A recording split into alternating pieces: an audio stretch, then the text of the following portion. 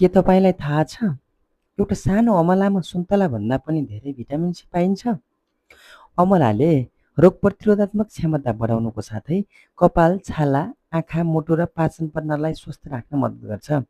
आजको भिडियोमा अमलाको परिचय, वैज्ञानिक नाम, परिवार, उपयोग, औषधीय गुण र फल सङ्कलन र संरक्षणसम्मका सबै महत्त्वपूर्ण जानकारी दिनेछु। त्यसैले भिडियो अन्तिमसम्म हेर्नुहोस् है। मेरो एउटा सानो रिक्वेस्ट, मेरो यदि च्यानलमा नयाँ हुनुहुन्छ भने लाइक, कमेन्ट, सेयर र सब्सक्राइब गरी अल नोटिफिकेसन क्लिक गर्न नबिर्सनु है त। किनभने यस्तै महत्त्वपूर्ण रोग जडीबुटीबारे सबैभन्दा सुरुमा भिडियो हेर्नको लागि है त। भिडियो ढिला नगरी सुरुवात गरौँ। यसको नेपाली नाम अमला हो है साथीहरू। यसको वैज्ञानिक नाम चाहिँ फिलान्थस एम्ब्लिका हो भने यो चाहिँ फिलान्थेसी परिवार अन्तर्गत पर्दछ। यसको अङ्ग्रेजी नाम चाहिँ इन्डियन गुजबेरी हो भने नेपालका तराई, सूर्य र मध्य पहाडी क्षेत्रमा प्राकृतिक रूपमा पाइने वनस्पति आयुर्वेदिक औषधिमा अत्यन्त महत्त्वपूर्ण मानिन्छ। अमला 10 देखि 15 मिटर अग्लो हुने पतझर रुख है साथीहरू। यसका पातहरू ससाना हरिया हुन्छन् र फुल हरियो पहेँलो रङका हुन्छन् भने फल गोलो हरियो र पहेँलो र 6वटा खण्डमा भएको हुन्छ। अनि नेपालको करिब 100 देखि 1500 मिटर उचाइसम्म अमला पाइन्छ है साथीहरू। यो भारत, श्रीलङ्का, बङ्गलादेश, भुटान लगायतका दक्षिण एसियाका धेरै देशहरूमा पनि पाइन्छ। अमलाको वैशाखदेखि जेठ महिनामा फुल लाग्छ र फल मङ्सिरदेखि फागुन महिनासम्म पाक्छ है साथीहरू।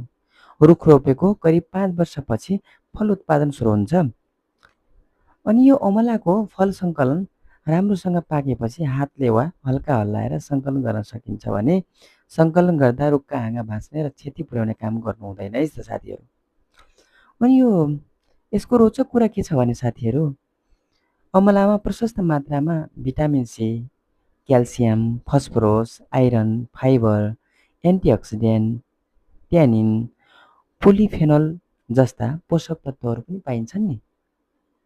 यहाँहरूले जानकारी लिनु होला है त। अनि अमलाका फाइदाहरू रोग प्रतिरोधात्मक क्षमता बढाउन, पाचन प्रणाली स्वस्थ राख्न र कब्जियत कम गर्न, कपाल झर्न कम गर्न र छालालाई स्वस्थ र चम्किलो बनाउन पनि यसले मद्दत गर्छ। आँखाको स्वास्थ्य राम्रो राख्छ, मुटुको स्वास्थ्य सुधार गर्न मद्दत गर्छ, कोलेस्ट्रोल नियन्त्रण गर्न पनि सहयोग गर्छ। अनि यो मधुमेह नियन्त्रणमा सहयोग पुर्याउन सक्छ। अनि खोकी, थकान कम गर्न, बुढ्यौली प्रक्रिया ढिलो बनाउन सहयोग पनि गर्दछ साथीहरू। अनि कलेजोको स्वास्थ्यमा पनि फाइदा पुर्याउँदो रहेछ।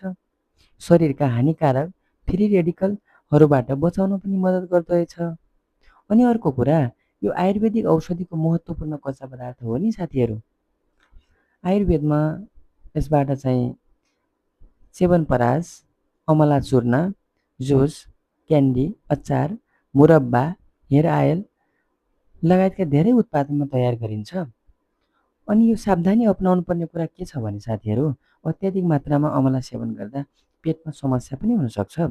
यदि तपाईँ मधुमेहको औषधि सेवन गरिराख्नु भएको छ भने चिकित्सकको सल्लाह लिएर मात्र नियमित सेवन गर्नुहोस् है त। संरक्षणको कुरा गर्दा अमला हाम्रो अमूल्य औषधीय वनस्पति हो साथीहरू। यसको संरक्षणको लागि अनावश्यक रुख कटान नगर्ने, नयाँ बिरुवा रोप्ने, फल टिप्दा रुखलाई क्षति नपुर्याउने र प्राकृतिक वासस्थानको संरक्षण गर्नुपर्छ है त साथीहरू। एउटा सानो अमला स्वास्थ्यका लागि ठुलो वरदान हो। यदि हामीले नियमित र सन्तुलित रूपमा अमला सेवन गऱ्यौँ भने शरीर स्वस्थ, तन्दुरुस्त र रोग प्रतिरोधात्मक क्षमता बलियो बनाउन मद्दत पुर्याउँछ। यदि तपाईँलाई यस्तो वन तथा औषधीय वनस्पतिको जानकारी मन पर्यो भने भिडियोलाई लाइक, सेयर र च्यानललाई सब्सक्राइब गर्न नबिर्सनुहोस् है त। साथै बेल आइकन पनि थिच्नुहोस् ताकि आगामी भिडियोको सूचना तुरुन्तै प्राप्त होस्।